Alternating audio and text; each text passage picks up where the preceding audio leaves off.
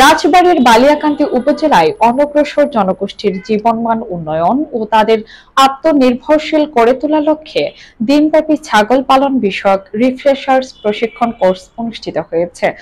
বুধবার এ প্রশিক্ষণের আয়োজন করে সম্মিলিত প্রমিলা মুক্তি প্রচেষ্টা নামে একটি বেসরকারি সংস্থা। আজমল হোসেনের তথ্য ও ভিডিও চিত্রে থাকছে বিস্তারিত।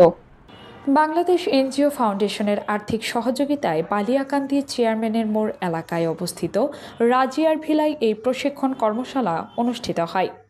প্রশিক্ষণে অনগ্রসর জনগোষ্ঠীর ২২ জন নারী ও পুরুষ অংশগ্রহণ করেন। কর্মশালায় অংশগ্রহণকারীদের ছাগল পালনের আধুনিক কৌশল, রোগ প্রতিরোধ ব্যবস্থা, খাদ্য ব্যবস্থাপনা এবং ক্ষুদ্র উদ্যোক্তা হিসেবে নিজেদের প্রতিষ্ঠিত করার বিভিন্ন দিক সম্পর্কে বিস্তারিত প্রশিক্ষণ প্রদান করা হয়। প্রশিক্ষণ প্রদান করেন সমন্বিত প্রমিলা মুক্তি প্রচেষ্টার পরিচালক মোহাম্মদ মোকাররম হোসেন। তাকে সহযোগিতা করেন মীর মোশাররফ হোসেন ডিগ্রি কলেজের অবসরপ্রাপ্ত অধ্যক্ষ মোহাম্মদ সিদ্দিকুর রহমান এবং সংস্থার সাধারণ সম্পাদিকা মোসা তানিয়া বেগম। প্রশিক্ষণ শেষে অংশগ্রহণকারীরা জানান, এই প্রশিক্ষণের আওতায় তারা বিনামূল্যে ২টি করে ছাগল পেয়েছেন।